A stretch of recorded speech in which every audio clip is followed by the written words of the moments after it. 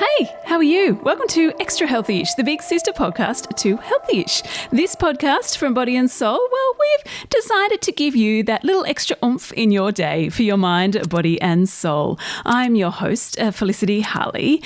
Today, I'm speaking with nutritionist and environmental scientist Sophie Scott. Well, she teaches and develops courses in nutrition at Endeavour College of Natural Health. She's on the podcast today to unpack a few popular social media trends. Heard of Profi? If not, just jump on now and search it on TikTok and see what you think. She wants to tell you, listeners, whether these trends are healthy or not. Now, she's also got some sound advice if you're one who gets sucked into these trends.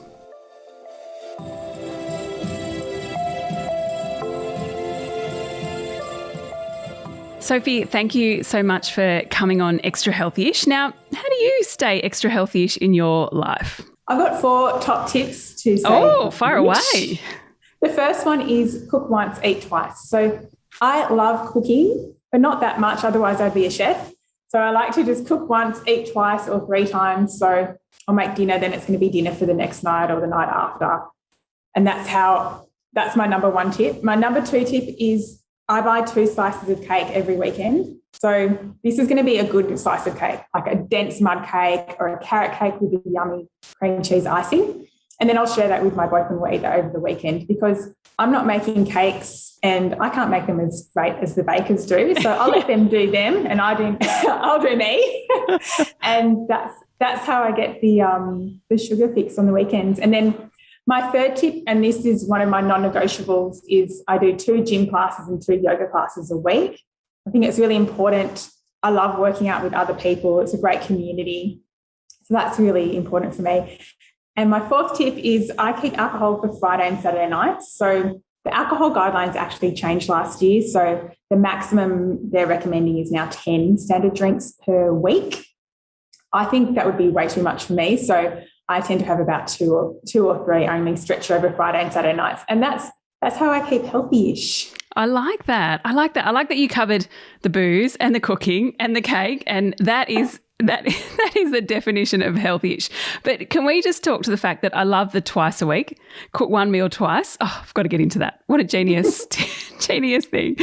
Well, thank you for sharing those. Now, today we're talking about, just moving right along, TikTok trends. I mean, we've talked about a few of them in healthy-ish, but let's just talk about a few more. Let's start with Profi. What the hell is this all about? Well, Profi is adding protein powder to coffee. So it's protein coffee, essentially. My Italian boyfriend would be totally shocked. And when I told him about this, he was like, what? Oh my gosh, no, they can't do that. Yes, they are. So protein is important, absolutely. But it doesn't actually result in any muscle gain unless you work the muscles. So people who are often just taking protein powder just to build muscles, it will help that, but you actually need to work the muscles as well. Now, adding it into coffee, are there any extra benefits? Not really. I think it would just make a funny tasting coffee. What you've got to be careful of with protein powders is the additives, the sweeteners. There's often artificial sweeteners in there, a massive long list of stuff in there in the protein powders. But overall, I mean, it's not too bad. I wouldn't say it's the worst thing I've seen on TikTok. Yeah, I think it had something like 3 or 4 million views. I mean, what's the concept behind it? Is it basically because they think it's going to be more effective if it's added to coffee? A bit like how they used the bulletproof coffee, add butter to coffee. It's just going to work more efficiently. Is that the key? Well, the idea is that protein does keep you fuller for longer than if you just had a coffee by itself. So that's the theory, is that you're kind of doing 2 things at once. Right. Knock it over. There we go. Okay, so we'll pass on that one. Now, one trend I feel like keeps coming up time and time again is chlorophyll water. I mean, are there any health benefits to this? Well, chlorophyll's actually what gives plants their green colour. So it is natural. It's pretty harmless, actually, but there's not a lot of scientific evidence to back up all the alleged benefits that it has, curing all these diseases, clearer skin, etc. If you want to take chlorophyll, the best source of chlorophyll is green vegetables and herbs. So we're talking those really green veggies, spinach, parsley, green beans, kale, and you get the added bonus of fibre as well. So we really know that fibre and particular prebiotic fibre is really important for gut health too. So I would be going for the veggies to get the chlorophyll hit. It doesn't look as good, right? If you're steaming up a bowl of veggies and making a reel or a Instagram reel or a TikTok out of it versus, your beautiful green chlorophyll water every morning. Exactly. Now, what about dry scooping? You alerted me to this one when we were prepping for this interview. What is this all about? Rather than mixing a caffeinated pre-workout powder with water or milk, people are eating it dry. Oh, is that not like eating a dry Weet Bix? Yeah, it's the same. Or eating Milo like that. Oh, I do like that. See, not that anyone would do that. I actually have done that. Confession, I have done that. So the claim is that it gets into the body quicker. Now, most people actually don't need any of these kinds of pre-workouts or post-workouts or coloured energy drinks or any of this kind of stuff. And there's actually some serious risks with dry scooping. So one of them being choking or inhalation. You don't want to be inhaling that powder. Some people report heart problems or either overdosing on caffeine because it gets in so quickly. So oh, wow. I would absolutely skip this trend and just go for an espresso coffee instead. We'll be back after this short break with more from Sophie. Now, what about hashtags? There are a lot of hashtags out there. Say what I eat in a day. What's your take on these? Good, bad, how do we approach this? We all secretly want to know what other people are eating. So it's no surprise that hashtag what I eat in a day has been so popular with 7 billion views. What? Unbelievable. Wow. Huge. So this trend can be very harmful, actually. So people are going to post a bad eating day. So you're going to post the best version of yourself and the best diet. And there's a risk there that it's really portraying unrealistic expectations, and people are likely to compare themselves, and they think, oh, well, if they're eating that and they look like that, then if I eat that, then I'll look like that too. But it's actually a trigger for disordered eating. So you're following something that may or may not be real. And we know that currently around 9% of the Australian population at the moment has an eating disorder. Now, this is very conservative. It's probably a lot higher than that. It's probably a lot higher, actually. And we call these secret struggles because often eating disorders will go unreported. So people will struggle with this debilitating disease, mental health condition for a long time before seeking help. So these kinds of trends can be very harmful for people. So if you feel like, you're someone who is triggered by things like that on social media, or if you even catch yourself and think, hang on, what am I thinking? Like I just saw that on Instagram yesterday or TikTok, and now I'm doing it today. What's your advice around here? How do we approach this? What can we do with our self-talk, I suppose? Well, TikTok has one of the most sophisticated algorithms. So we have no control really what's in our feed in TikTok. And Four Corners did a really good report this year looking at that and how it's related to disordered eating. So it can be really tricky. One of the first things to do is to unfollow accounts that you think are promoting restrictive dieting or disordered eating or that aren't real.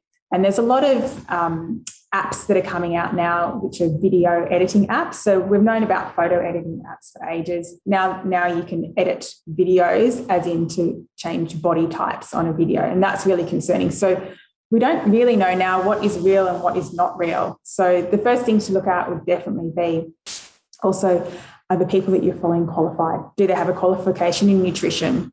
If they don't, then probably not a good idea to follow them anymore. Yeah, I think actually recently I fell in love with the mute button. I know that's I did, and I actually muted a lot of people that I looked at and actually made me feel bad about myself. We've all been there. We all know what it's like. And it was so liberating to mute people that didn't actually inspire me or made me feel positive about myself. And I think that it's such an easy thing to do, but it can be quite hard unfollowing people. But the mute was just a bit of an easier step. You know what I mean? Yeah, absolutely. How can we be more discerning about the nutritional information we see on social media? How, apart from knowing if someone's qualified or not, what else, how do we kind of approach this? What sort of filter can we use with these trends? So we want to look at, does this image or does this video make me feel good about myself? if it's empowering, if it's positive and that kind of thing, then yes, absolutely use that. The other thing is, I know this is very scary for some people, but having a break from social media. So, for example, I've got a little rule that at 8 o'clock at night, I'll turn my phone off and I'll put it in the drawer. And then, as tempting as it is to check things, that's what's really helped me make sure that I'm not taking my social media into my dreams at night, and constantly all the time there. So that's one thing that people can do as well. What about, when there are some good things about social media. There's some benefits. You see some great ideas for recipes and all sorts of, inspiring quotes and other things. Has there been a trend that you've thought was actually quite genius and had good health messaging around it? I really like the trend of salad jars. I think this is super cool and really cuts down on prep time. So salad jars is when you just get a mason jar or a glass jar. You're putting the dressing at the bottom, then you put in crunchy veggies, then some protein like boiled egg, feta, and then on top some brown rice and leaves, and then you put it in the fridge and then that's ready for the next day. And you can make a couple of days in advance. So I think that's genius, and it can definitely be a big game changer for people that want to eat healthy lunches but just don't have the time to prepare them every day. Yeah, that's a great idea, isn't it? I love those salad jars. Oh, I've got to get into those. Yeah. Now, what is your, say, key tip for anyone listening to this on, just if they're seeing trends pop up, whether it be the cloud bread that we talked about in Healthyish or the Profi or dry skip, whatever it is, what is your key tip on how we can navigate this? How do we know what's nutritionally sound, what's healthy, what's not? So the key tip would be, does this look like a restrictive diet? Are there lots of rules around it? Do I recognise this as coming from one of the 5 food groups? That's the first thing. The second thing is the person a nutrition expert or not? And the third would be, is the person selling a product? Because if they're selling a product, then it's likely that they will be biased. So, yeah, they're my 3 top tips to check out when you're looking at social media. Yeah, great tips. Sophie, thank you so much for coming on Extra Healthyish. Thank you, Felicity. Great to be here. Sophie had some great tips. Shut down at 8 o'clock or just have a break. We know it's hard. Have a break from social media or mute. That's my favourite. Press the mute button. Hey, listen, if this episode did bring up any issues for you, and if you need support for body image issues or eating disorders or anything else, just check out the Butterfly Foundation. They are fantastic. Butterfly.org.au. If you want more from us, remember Extra Healthyish. We publish a new episode every morning, Monday to Thursday. For more other health and fitness advice, jump on bodyandsoul.com.au, or are you following us on social media? I hope so. If not, just jump on Body and Soul on Instagram or Facebook. Thanks again for tuning into this chat with Sophie. And if you have a moment, well, we'd be so grateful if you could rate, review and subscribe to this podcast. And until tomorrow, stay extra healthy-ish.